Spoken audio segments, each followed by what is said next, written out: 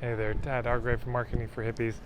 Today's video is about Page Can marketing, and this idea for this video was about a year and a half old. I was just looking through my phone at old ideas, and I was in Bradford, England. I was hosted by a really lovely couple there in their home to do a workshop, which was very sweet of them.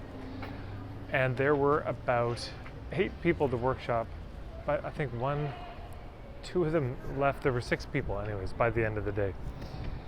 And I looked around the room and I could feel the pressure of it. And I realized it was too few people.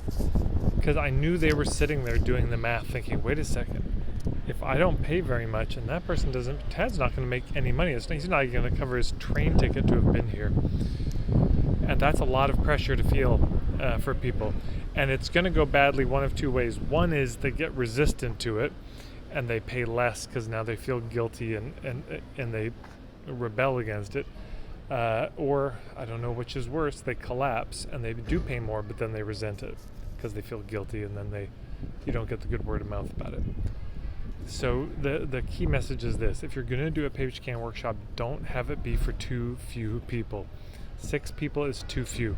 It's too heavy a burden. Your livelihood, your travel, your expenses on 6 people's shoulder, all your time, and now they have to take care of it. I wouldn't do it for 6 again. I wouldn't recommend anyone ever do something for 6 unless you're very clear with them. Look, don't worry about it. Yeah, I think you do have to. That's a very important thing with Page Can, is that you take the pressure away.